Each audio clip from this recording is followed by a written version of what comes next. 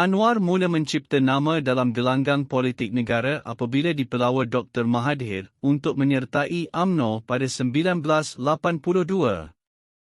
Dalam sidang akhbar pengumuman kemasukannya ke dalam UMNO pada 29 Mac 1982, Anwar berkata beliau memilih UMNO kerana yakin dan kagum dengan pentadbiran dan corak perjuangan Dr. Mahathir.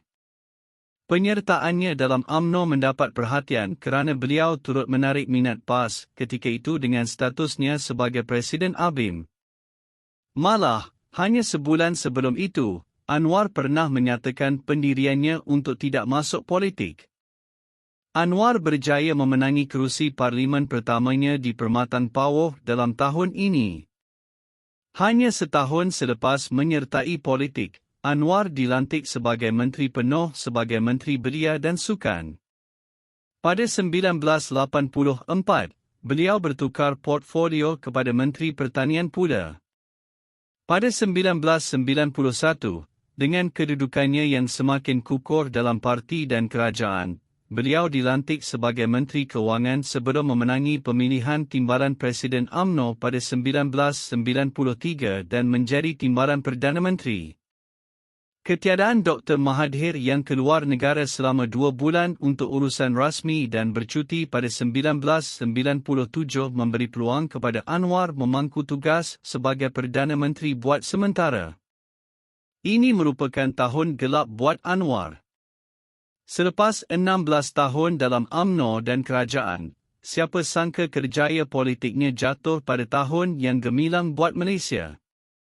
Pada 2 September 1998, Anwar dipecat dari jawatan timbalan Perdana Menteri dan Menteri Keuangan. Ia disusuli dakwaan meliwat dan salah guna kuasa. Ini menyebabkan Anwar terpaksa melalui pengalaman penjaranya yang kedua pada 1999. Pada tahun itu juga, Anwar menubuhkan Parti Keadilan Nasional yang kemudiannya dijenamakan semula sebagai Parti Keadilan Rakyat, PKR. Pemecatan dan pemenjaraan Anwar juga meledakkan gelombang reformasi yang bermula dengan siri protes jalan raya. Gelombang reformasi terus menjadi faktor penting dalam perkembangan politik negara. Pengaruh Barisan Nasional perlahan-lahan memudar bermula PRU 10. 1999, sehingga parti itu tewas buat pertama kali pada PRU 14, 2018. Anwar dibebaskan dari hukuman penjara selepas Mahkamah Persekutuan mendapati dakwaan terhadapnya kekurangan bukti. Beliau mengambil peluang tersebut untuk berehat sementara dari dunia politik. Anwar kembali ke Parlimen selepas mengambil alih kerusi Permatan Power dari Datuk Seri Dr. Wan Azizah Wan Ismail pada Ogos 2008.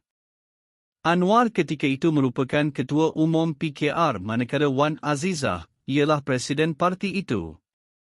Anwar kemudiannya mempertahankan kerusi tersebut dalam PRU 13, 2013.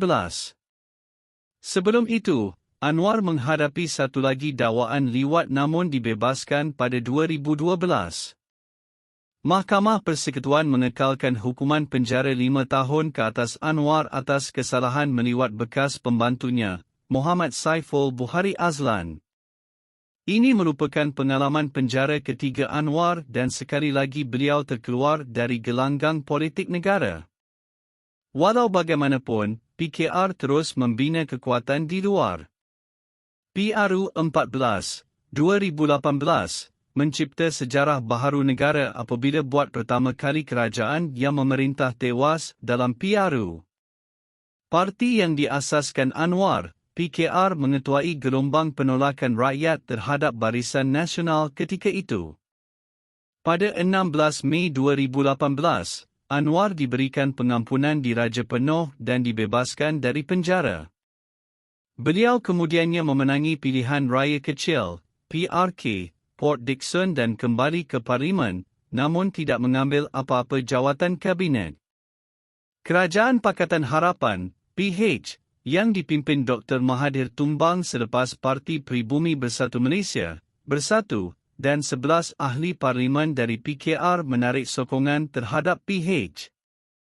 Tan Sri Muhyiddin Yassin diangkat sebagai Perdana Menteri dan Anwar bertindak sebagai Ketua Pembangkang di Parlimen.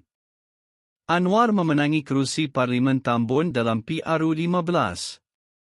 Pihak tampil sebagai pemegang kerusi terbanyak walaupun tidak berjaya melintasi majoriti mudah. Selepas 5 hari Parlimen tergantung, Yang di-Pertuan Agong melantik Anwar sebagai Perdana Menteri ke-10 Malaysia. Parti Amanah Kawasan Hang Tuah Jaya melancarkan kempen memungut derma untuk dana pilihan raya negeri Selangor, Pulau Pinang, Negeri Sembilan, Kelantan dan Terengganu yang dijangka diadakan tidak lama lagi. Sudilah kiranya menghulurkan derma untuk kami membantu kempen di ke-6 negeri tersebut.